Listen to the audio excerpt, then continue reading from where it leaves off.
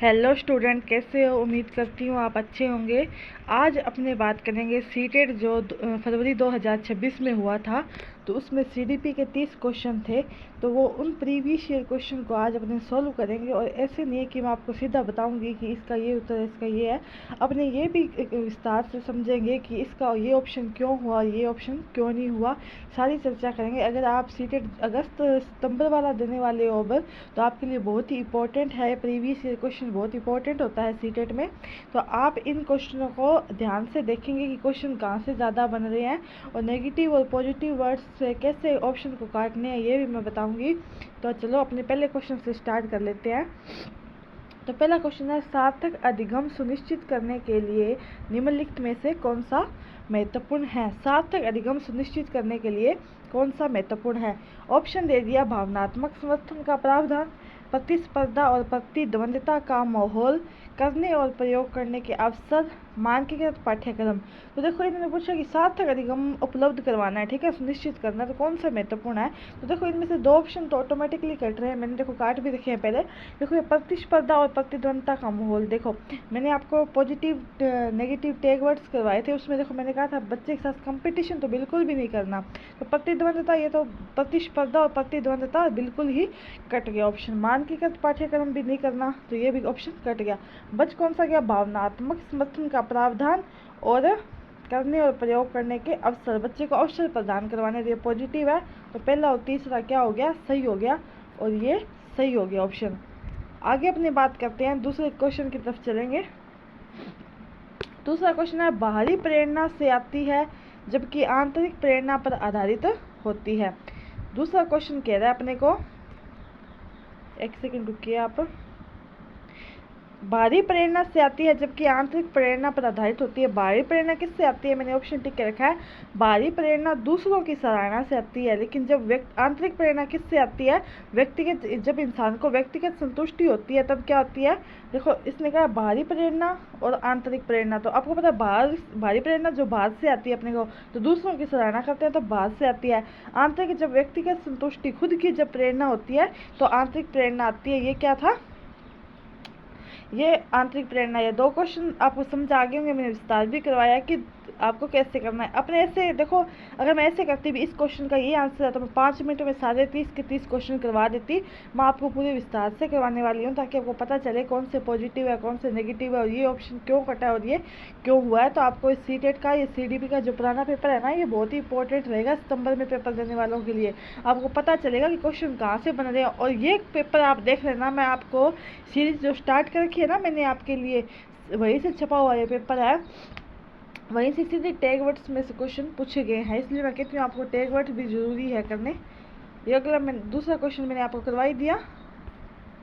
तीसरा क्वेश्चन है, जीन पियाजे के विकास के सिद्धांत के अनुसार बच्चे, तीसरा क्वेश्चन देख लेते हैं। जीन पियाजे के विकास के सिद्धांत के अनुसार बच्चे संवेदीप्रक अवस्था के अंत तक विकसित कर लेते हैं। अब जीन पियाजे की थ्योरी मैंने आपको करवाई हुई है, तो उसमें कहा है कि बच्चे संवेदीप्रक अवस्था, संवेदीप्रक यहाँ से हो जाता है कि बच्चे को संवेदीप्रक अवस्था कब आती है? जब बच्चा वस्तु स्थायित्व का भाव जानने लग जाता है। बच्चे की वस्तु स्थायित्व हो जाती है। कल्पित तार्किकता ये अलग अवस्था में होती है। सांकेतिक चिंतन ये अलग अवस्था में होती है। संरक्षण भी अलग अवस्था में होती है। वस्तु स्थायित्व क्या हो जाएगा? इसका सही आंसर हो जाएगा। उसके बाद है, एक सेकंड रुकिए, मेरे को क्वेश्चन आगे स्क्रॉल करना पड़ता है तो टाइम लग जाता है। अगला है फोर्थ क्वेश्चन था कि महारत लक्ष्य उन्मुखीकरण वाले छात्र, कि कौन से होते हैं उन्मुखीकरण वाले छात्र? तो इनमें ऑप्शन था, डर और शर्म से प्रेरित मध्यम लक्ष्य तय करते हैं। ये वाला तो ऑप्शन बिल्कुल ही गलत हो गया। दूसरों को प्रभावित करने के लिए उच्च लक्ष्य तय करते हैं। मैंने कहा था ना तो दूसरों को प्रभावित करना है, ना किसी के साथ प्रतिस्पर्धा रखनी है, या ना प्रतिद्वंद रखना है किसी के प्रति। असफलता से बचने के लिए कम लक्ष्य तय करते हैं। नहीं, ऐसा बिल्कुल ही नेगेटिव वर्ड्स होंगे, आपको पढ़ते ही ध्यान पड़ जाएगा। ये नेगेटिव है, इनको क्रॉस कर दीजिए आप। अब इसका पॉजिटिव क्या है? यथार्थवादी सीखने के लक्ष्य तय करते हैं। सीखना करना, अवसर प्रदान करना, ये सब क्या है? पॉजिटिव वर्ड है। जो महत्व लक्ष्य उन्मुखीकरण वाले छात्र है वो यथार्थवादी सीखने के लक्ष्य क्या करते हैं? तय करते हैं। ये अपने 4 क्वेश्चन हो गए। उम्मीद करती हूँ आपके चारों बहुत अच्छे समझ आए होंगे, क्योंकि मैं एक एक चीज़ की आपको थ्योरी कंसेप्ट समझा रही हूँ। अगला क्वेश्चन है 5 नंबर, निम्नलिखित में से समाज में प्रचलित जेंडर रूढ़िवादिता के प्रभाव को बच्चों के बीच कम करने का एक प्रभावी तरीका कौन सा है? कि निम्नलिखित में समाज में प्रचलित जेंडर रूढ़िवादिता का जो प्रभाव हो रखा है उसको बच्चों के बीच में कम करने का प्रभावी तरीका कौन सा है? तो अब देखो, ये मान लेना कि बच्चे स्वाभाविक रूप से अपने आप जेंडर तटस्थ गतिविधियों और रुचि को अपना लेंगे, ऐसे मान लेना नहीं, मानना तो बिल्कुल भी नहीं है। बच्चों को पारंपरिक जेंडर भूमिकाओं के अनुरूप प्रोत्साहित करना, उनको और प्रोत्साहित करना कि रूढ़िवादिता अपनाए, बिल्कुल नहीं करना। बच्चों को जेंडर विशिष्ट सामग्री प्रदान करना, बिल्कुल नहीं करना ऐसा काम। फोर्थ क्या है, बच्चों को देखो, फोर्थ ऑप्शन क्या है, बच्चों को विविध जेंडर भूमिकाओं से परिचित करवाना और उन्हें अपनी रुचियों को आगे बढ़ने के लिए प्रोत्साहित करना, उनकी रुचियों को देखते हुए आगे बढ़ने के लिए प्रोत्साहित करना। आपको मैं ये और बता दूं, रुचि है और प्रोत्साहित करना ये सब पॉजिटिव वर्ड्स है, तो आप इनको ध्यान रखेंगे। तो 5वें का चौथा ऑप्शन सही हो गया। आगे चलते हैं अपने छठे क्वेश्चन पे। छठा क्वेश्चन है, छात्रों में आलोचनात्मक सोच को किस प्रकार बढ़ावा दिया जा सकता है? तो छात्रों को रटने का पूर्वाभ्यास करने के लिए प्रोत्साहित करके आलोचनात्मक सोच को किस प्रकार बढ़ावा देंगे? अपने रटेंगे नहीं, रटने को तो बिल्कुल भी नहीं करेंगे। क्या, कैसे हो, कैसे उसमें ये सही है। अधिक संज्ञान को स्तरित करके ये गलत है, सहयोग को सही करके ये भी नेगेटिव है। तो इसका दूसरा ऑप्शन क्या हो जाएगा? बिल्कुल सही हो जाएगा, छठे का दूसरा। उसके बाद अपना आ गया 7वां क्वेश्चन। 7वें में है, क्या आपने आपके माता पिता की अनुपस्थिति में फ्रीजर से चॉकलेट चोरी करना ठीक है? इस सवाल के जवाब में 4 वर्ष की मीरा ने जवाब दिया, ऐसा करना गलत होगा क्योंकि ऐसा करने से मुझे माता पिता से सज़ा मिल सकती है। और मीरा का नैतिक तर्क लॉरेंस कोहलबर्ग के नैतिक विकास के किस सिद्धांत के दर्शाता है? और मैंने आपको कोहलबर्ग की थ्योरी वीडियो डाली हुई है, अगर आप नहीं देखा तो आप देख लेना। देखो, इसमें वही से क्वेश्चन छप गया कि मैंने आपको बताया था कि एक में तो वो ऐसे सोचता है कि मैं चोरी कर लूँ, दूसरी अवस्था में वैसे सोचता है हाय मुझे किसी ने देख लिया तो मुझे सज़ा मिलेगी, तीसरे वो ऐसे सोचता है कि नहीं, चोरी करना गलत बात है। तो ये देखो, पूर्व परंपरागत अवस्था में क्या होता है कि बच्चा जो फ्री से चॉकलेट चोरी कर लेता है, और जब वो 4 वर्ष का होता है तो क्या हो गया? पूर्व परंपरागत। ये क्वेश्चन मेरे आपको करवाए हुए हैं, आप कर सकते हो आराम से, अगर आपके आगे इस टाइप के आए हैं तो ये प्रीवियस ईयर है, तभी मैं करवा रही हूँ ताकि आपको पता चले कि कहाँ से क्वेश्चन बन रहे हैं। लेवाइगोस्की के अनुसार आंतरिक वाक, लेवाइगोस्की के अनुसार आंतरिक वाक जन्म से लेकर 3 वर्ष की उम्र होती है। नहीं, बच्चों के संज्ञानात्मक विकास में बाधा डालती है। संज्ञानात्मक विकास की तो बात ही नहीं करी लेवाइगोस्की ने। बच्चों में संज्ञानात्मक अपरिपक्वता का लक्षण है, ये भी नहीं है, क्योंकि पहले तो बाधा डालती है, अपरिपक्वता है, ये सब नेगेटिव है, ये वैसे ही नहीं होंगे। ये पॉजिटिव क्वेश्चन पूछ रहा है अपने को, तो तर्क करने से और विचारों को व्यवस्थित करने में क्या होती है? मदद करती है। इस तरह से आपको वहीं पेपर में भी आप कैसे अटेम्प्ट करने हैं, जैसे मैं आपको 2 ऑप्शन काट कर और आपको बेस्ट ऑप्शन चुनने को बोल रही हूँ। अगला है 9 नंबर की बात करूं, विकास का शीर्षगामी सिद्धांत विकास के किस रूप में बात करता है? तो देखो, रैखिक स्वरूप विकास है ना, कभी रैखिक नहीं होता, ये तो आपको पता है। एकाधिक भी नहीं होता, असतत भी नहीं होता, व्यवस्थित क्रम में क्या होता है? आपका विकास होता है। ये अपने 9 क्वेश्चन हो गए। 10वें क्वेश्चन की बात करें, विकास के उस समय को संदर्भित करता है, विकास के उस समय को संदर्भित करता है जब कोई व्यक्ति का एक नया कौशल या क्षमता प्राप्त करने के लिए सबसे ज़्यादा तैयार होता है और बाद में जीवन में इसके नुकसान की भरपाई करना मुश्किल होता है। तो कौन सी अवधि होती है? संवेदनशील अवधि। ये अपने 10 क्वेश्चन हो चुके हैं।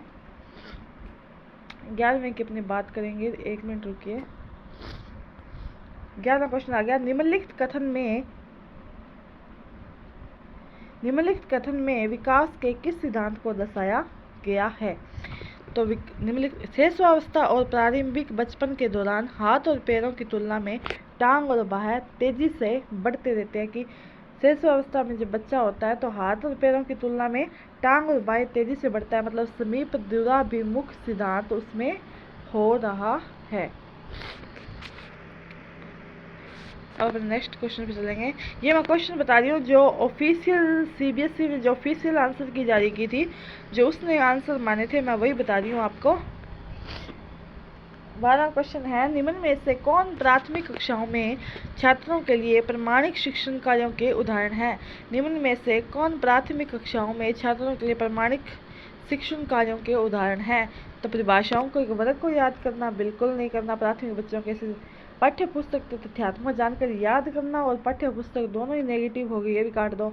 मित्रों की नोटबुक से उत्तर कॉपी करना, कॉपी तो रट्टा बिल्कुल नहीं मारना। ऐसे तो अवधारणा को दैनिक जीवन में लागू करना बिल्कुल पॉजिटिव वर्ड। और ये चौथा आंसर क्या है, सही हो जाएगा। 13वां क्वेश्चन है, निम्नलिखित में से कौन से कौशल का प्रयोग पारस्परिक शिक्षण की प्रक्रिया में सक्रिय रूप में नहीं किया जाता है? कि कौन सा कौशल का उपयोग नहीं किया जाता है सक्रिय रूप से? तो सवाल पूछना इसमें क्या है, सक्रिय होता है बच्चा। स्पष्टीकरण में भी होता है। पूर्वानुमान में बच्चा सक्रिय होता है। रटने में क्या होता है, सक्रिय नहीं होता। तो तीसरा ऑप्शन क्या हो जाएगा, सही आपका हो जाएगा। चौथे की बात करो, इसकी बात कर लो अगले क्वेश्चन की मैं। समावेशी कक्षाओं में पाठ्यक्रम क्या होना चाहिए और निर्देश क्या होना चाहिए? पाठ्यक्रम तो लचीला होना चाहिए और निर्देश क्या होना चाहिए, विभेदित। देखो इसमें मानकीकृत तो मैंने आपको नेगेटिव बताए थे, दोनों को वैसे ही काट दो। और लचीला और एक समान कभी पाठ्यक्रम नहीं हो सकता, अलग अलग बच्चों के लिए, अलग अलग कक्षाओं के लिए अलग अलग लेवल का होता है। तो लचीला और विभेदित होना चाहिए। तो ये इसका आंसर सही हो गया। अब बात करूँ मैं 15वें क्वेश्चन की। दूसरों के साथ संवाद ना करने के इरादे से खुद से जोर से बात करना बचपन में क्या होता है? तो सामान्य और प्राकृतिक है। ये बच्चा क्या है, दूसरों के साथ संवाद नहीं करता, दूसरों के साथ बातचीत नहीं करता, खुद से क्या है, जोर जोर में बोलता है बच्चा बचपन में। तो ये सामान्य और क्या है, प्राकृतिक है। ये अपने 15 क्वेश्चन हो गए, 15 अभी बाकी है। सभी क्लास को रेगुलर देखिए, बीच में स्किप मत करना। आपको ये क्लास लास्ट में बहुत ही अच्छी लगेगी, क्योंकि आपको पता है कि इसमें बहुत सारे क्वेश्चन सीडीपी सीटेट में रहता है कि सीटेट में प्रीवियस ईयर क्वेश्चन कई बार रिपीट होते हैं। तो सितंबर वाला एग्जाम देते हो तो आपके लिए बहुत बेनिफिट है पुराना पेपर। तो आप ये देखिए, फरवरी 2026 वाला पेपर है, तो आप इसको बिल्कुल भी स्किप नहीं करेंगे, एक एक पॉइंट को समझेंगे।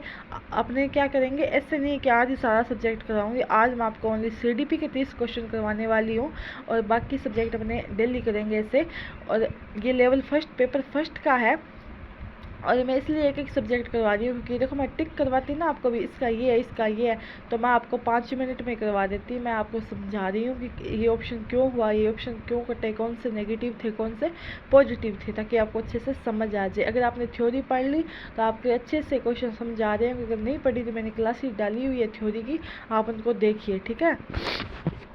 16 नंबर क्वेश्चन की बात करूँ मैं, अगर सीखना हमेशा, सत्य आपने को बताना है, सीखना हमेशा एक सामाजिक संदर्भ में होता है। ये सही है। जो सीखा जाता है उसे सीखने और उपयोग करने के तरीके को अलग नहीं किया जा सकता। ये दोनों ही सही है और एक ही आज सही व्याख्या भी करता है। आपकी सीटेट में इस प्रकार के अजेशन और रीजन यानी अभिकथन और कारण के क्वेश्चन बहुत आते हैं। चाहे सीडीपी की बात करूं, चाहे मैं ईवीएस की करूं या कोई भी सब्जेक्ट की बात करूं, आपके इस प्रकार के आएंगे कि ए सही है या फिर आर गलत है या दोनों ही गलत है, व्याख्या करता है व्याख्या नहीं करता है। तो आप इनको भी अच्छे से समझना पड़ेगा, ठीक है। अब अपने नेक्स्ट क्वेश्चन की ओर चलते हैं। 17 नंबर क्वेश्चन, प्राथमिक कक्षाओं के छात्रों की भ्रांतियों और सहज अनुमान को करना चाहिए। अपने किस तरह भरना है, प्राथमिक कक्षाओं के छात्रों को भ्रांतियों पर ध्यान केंद्रित करना चाहिए और सहज अनुमान को प्रोत्साहित करना। देखो हतोत्साहित ये नेगेटिव हो गया, अवहेलना होनी चाहिए ये नेगेटिव हो गया, हतोत्साहित, ये तीनों ऑप्शन अपने आप कट गए नेगेटिव वर्ड से। और बच्चे की जो प्राथमिक कक्षा हो या कोई भी बच्चा, उसके साथ नेगेटिव व्यवहार नहीं करना है, ध्यान केंद्रित करना और उसे प्रोत्साहित करना है, ना कि हतोत्साहित करना है। तो ये ऑप्शन, तीसरा ऑप्शन क्या हो जाएगा इसका, बिल्कुल सही हो जाएगा। 18 नंबर क्वेश्चन की बात करूं, बच्चों के विकास के बारे में निम्नलिखित में से कौन सा कथन सही है? तो विकास बहुआयामी और बहुदिशात्मक होता है। विकास वृद्धि का पर्याय है, ये बिल्कुल गलत है। विकास एक सरल और एकात्मक प्रक्रिया है, ये भी गलत हो गया।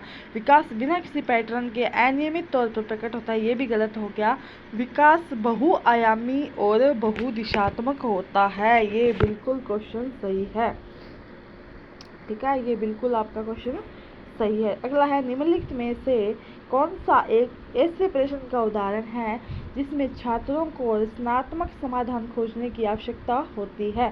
तो कौन सा ऐसा है? तो आपको प्रश्न उदाहरण देना है। आप किसी व्यक्ति के बजाय किसी वस्तु के परिप्रेक्ष्य से दिए गए पाठ को फिर से कैसे लिखेंगे, जिसमें बच्चे को रचनात्मक समाधान खोज करने की आवश्यकता होगी। संज्ञा की परिभाषा क्या है? ये सीधा बता देगा। आप वाक्य में कर्ता की पहचान कैसे करते हैं? संज्ञा के विभिन्न प्रकार क्या है? जिसमें बच्चे को ज़्यादा जोर आ रहा है ना इस क्वेश्चन को अगर बताने में, तो वह रचनात्मक समाधान खोज करेगा। ठीक है, अपने 19 क्वेश्चन इजीली हो चुके हैं। 20वां क्वेश्चन करते हैं। ध्यान न्यूनता अतिक्रियाशीलता विकार की विशेषता है। तो विलंबित गतिक और भाषा कौशल, उच्च स्तर का अवसाद और मिजाज में उतार चढ़ाव, आवेग पैटर्न का लगातार सिलसिला। यही उत्तर सही है कि ध्यान न्यूनता अतिक्रियाशीलता विकार की विशेषता क्या है? आवेग पैटर्न का लगातार सिलसिला ही क्या है? इसका आंसर होगा। अब अपने 21 नंबर की बात कर लेते हैं। अपनी ओनली 10 क्वेश्चन बाकी है, बने रहिए सभी स्टूडेंट। 21 नंबर की बात करूं तो बच्चों में रचनात्मकता को पोषित करने के लिए, उनके चिंतन और मनन करने के लिए व्यवहारिक समस्याओं और मुद्दों को प्रस्तुत करने की आवश्यकता होती है। ये तो बिल्कुल सही है। रचनात्मक बच्चों में कुछ नया खोजने की क्षमता होती है और उन्हें बौद्धिक उत्तेजना की आवश्यकता होती है। तो ये दोनों सही है और ये एक दूसरे की व्याख्या भी सही करते हैं। ये अपना 21 नंबर क्वेश्चन था। अब मैं बात करूं अपने 22 नंबर क्वेश्चन की बात करूं कि निम्नलिखित में से कौन प्रभावी समस्या समाधान की प्रक्रिया में बाधा डालता है। तो देखो, निम्नलिखित में से कौन बाधा डालता है? तो सादृश्य सोच बिल्कुल नहीं डालती, मानचित्र नहीं डालता, बुद्धि उत्तेजक नहीं डालता, अनुक्रिया समुच्चय क्या है? बाधा डालता है। नेक्स्ट बात करें अपने 23 नंबर क्वेश्चन की। रचनात्मक मूल्यांकन मानता है। देखो, मूल्यांकन योगात्मक और रचनात्मक दो होते हैं। इस अब की बार रचनात्मक का पूछा था। तो मूल्यांकन की प्रक्रिया में शिक्षार्थियों को शामिल किया जाना चाहिए, कि शिक्षार्थी को भी शामिल किया जाना चाहिए। सीखने के लिए प्रतियोगिता आवश्यक है, प्रतियोगिता कंपटीशन नहीं करना। केवल तो बिल्कुल ही नेगेटिव वर्ड है। केवल मात्रात्मक मापदंड सही प्रतिपुष्टि देते हैं, केवल को तो देखते ही क्रॉस कर दो। गुणात्मक मापदंड पक्षपाती और व्यक्ति पर कहिए तो बिल्कुल ही गलत हो गया। पहला ऑप्शन क्या हो गया आपका? सही हो गया। 24 नंबर क्वेश्चन है। एक प्रभावी शिक्षा शास्त्रीय रणनीति है कि बच्चों को नई जानकारी को जो वो पहले से जानते हैं और उन्हें जोड़ने के लिए कहा जाए। तो ये सही है। समानताओं और विभिन्नताओं की पहचान करने से बच्चों को जानकारी संगठित करने में मदद की जा सकती है और उन्हें सोचने के साथ साथ बेहतर याद रखने में मदद करती है। दोनों ऑप्शन के आपके सही है और एक दूसरे की व्याख्या भी करते हैं। 25 नंबर क्वेश्चन की बात करूं। गड्डी वर्तनी लेखन के मुक्त अन्वेषण शिक्षकों को शिक्षार्थी स्तरों के प्रमाणिक मूल्यांकन के अवसर प्रदान करते हैं। कक्षा में भाषाई विविधता को देखते हुए भाषा का मूल्यांकन गतिशील होना चाहिए। तो दोनों सही और सही एक दूसरे की व्याख्या भी करते हैं। ठीक है, अब अपना 26 नंबर क्वेश्चन है। एक सेकंड रुकिए। वाइगोत्स्की के सिद्धांत के अनुसार संयुक्त विकास का क्षेत्र क्या है? मतलब ZPD। वाइगोत्स्की ने ZPD दिया था। तो कौशल या ज्ञान का स्तर जो एक छात्र को मदद करने में महारत हासिल करने में सक्षम है। देखो, परीक्षा पास करने, ग्रेड प्राप्त करने के लिए बिल्कुल नहीं, नेगेटिव वर्ड है। छात्र जिस कौशल या ज्ञान के स्तर से पहले से ही महारत नहीं, बिल्कुल नहीं। छात्र के कौशल या ज्ञान के स्तर जिसे कभी हासिल करने की संभावना ही नहीं है, बिल्कुल ही नेगेटिव। तीसरा ऑप्शन क्या हो जाएगा आपका? सही हो जाएगा। 27 नंबर की बात करूँ। शिक्षकों को पाठ के रूप में बच्चों को ढेर सारे संकेत और आलम्बन उपलब्ध कराने चाहिए। ये तो ठीक है। दूसरा ऑप्शन है आर। जीन पियाजे के इस बात पर जोर दिया कि अधिक जानकार लोग सामाजिक अंतःक्रिया के माध्यम से बच्चों के संज्ञानात्मक कौशल को आगे बढ़ाने में महत्वपूर्ण भूमिका निभाते हैं। ये नेगेटिव हो गया। इस बात पर जीन पियाजे ने नहीं दिया। समाज के साथ अंतःक्रिया का वाइगोत्स्की ने दिया था। तो ए सही है और आर गलत है। अब बात करूँ 28 नंबर क्वेश्चन की। पियाजे के अनुसार निम्नलिखित में से कौन सा समायोजन का उदाहरण है? तो बच्चा परिचित वस्तु के लिए, इसमें दो ऑप्शन सही माने थे। मैं देख लेती हूँ आगे ये क्वेश्चन है, मैं आपको अच्छे से समझा दूँगी। हाँ, आगे दिया हुआ क्वेश्चन देखो। प्याजे के अनुसार कौन सा समायोजन का उदाहरण है? तो इसमें 2 ऑप्शन सही माने हैं CBSE ने। बच्चा पहली बार अपने जूतों को बांधना सीखता है, ये गलत है। एक बच्चा अतिरिक्त पहियों के साथ साइकिल चलाता है, ये भी गलत है। 2 ऑप्शन माने हैं। बच्चा परिचित वस्तु के लिए नया शब्द सीखता है और बच्चा महसूस करता है कुत्ता और बिल्ली दोनों क्या है? जानवर है। 29 नंबर की बात करूँ मैं, सर्वलीन क्रम विकास से जूझ रहे बच्चों को बढ़ाने के लिए निम्नलिखित में से कौन सी प्रभावी रणनीति है? तो अनुमानित दिनचर्या बनाए रखना ये प्रभावी है। देखो, सख्त अनुशासन दंड ये बिल्कुल ही नेगेटिव वर्ड है, इसको क्रॉस कर दीजिए। निरंतर नहीं बनाए रखना, दृश्य सामग्री के प्रयोग से बचना नहीं है, उन्हें प्रयोग करके दिखाना है। अनुमानित दिनचर्या बनाए रखना है। अब अपना शायद लास्ट क्वेश्चन आया, हाँ लास्ट क्वेश्चन है, निम्नलिखित में से किसमें व्यक्ति के हाथ और आंख के तालमेल, संतुलन और शारीरिक निपुणता की क्षमता प्रभावित होती है? तो गति सामान्य विकल्प में क्या होती है? ये प्रभावित होती है। ठीक है, तो आई होप स्टूडेंट आपको ये CDP की क्लास अच्छी लगी होगी। 30 के 30 क्वेश्चन अपने सिर्फ यही नहीं कि अपने क्वेश्चन को टिक किया है, अपने पूरा एनालिसिस किया है कि मतलब कि क्वेश्चन ऑप्शन कहाँ से कट होने चाहिए थे, कहाँ से नहीं, पूरा अपने एनालिसिस किया है। उम्मीद भी करती हूँ कि आपको ये क्लास अच्छी लगी होगी। एक बात स्टूडेंट, अगर आप पहली बार आए हो तो आप चैनल को लाइक शेयर सब्सक्राइब करोगे और इस क्लास के एंड होने के बाद कमेंट भी करोगे आपको क्लास कैसे लगी। और आप अगर पहले से तैयारी कर चुके हो तो आप बताना आपको इसमें से कितने क्वेश्चन आ रहे हैं। और जो फ्रेश कैंडिडेट है वो भी बिल्कुल नहीं घबराएं, मैंने आपके लिए थ्योरी क्लासेस इसी यूट्यूब चैनल पे वीडियो वाले सेक्शन में आप देखोगे, आपको हर किसी की थ्योरी मिल जाएगी। और पहले आप थ्योरी देखिए, फिर आप इन क्वेश्चनों को देखिए, आपको इजीली सब समझ में आ जाएगा। मैंने एक क्वेश्चन का विस्तार से समझाया कि ये क्यों होना चाहिए था, ये क्यों नहीं होना चाहिए ऑप्शन है। और पॉजिटिव और नेगेटिव टैग वर्ड्स वाली क्लास में ज़रूर देखना आप लोग। और वाइगोत्स्की हुआ, जीन पियाजे हुआ, कोहलबर्ग हुआ, ये सब है, नोम चॉम्स्की हुआ, ये 3-4 जो वैज्ञानिक हैं इनमें से बहुत ज़्यादा क्वेश्चन साइकोलॉजिस्ट है जो मनोवैज्ञानिक है, इनके बहुत ज़्यादा क्वेश्चन पूछता है। तो आप अच्छे से करोगे, आपको पता है इस पेपर में वाइगोत्स्की, कोहलबर्ग कितनी बार आया है, जीन पियाजे कितनी बार आया है। तो आप इन क्वेश्चनों को अच्छे से करोगे और प्रैक्टिस अच्छे से करोगे। आप मेरे को कमेंट करना, ये तो मैंने CDP की करवाई थी, आगे मैं हिंदी और जो लैंग्वेज है EVS उनके भी आपको पेपर सॉल्यूशन करवाऊँ क्या पेपर फर्स्ट में। आप मेरे को कमेंट करोगे, उसी डिमांड के अनुसार पता चलेगा कि आपको अगले मतलब कि पार्ट की आवश्यकता है क्या। ये तो मैंने CDP करवाई थी, आप मेरे को कमेंट करना कि हाँ EVS की मैम करवा दो अगले क्वेश्चन, तो मैं आपको प्रीवियस करवा दूँ।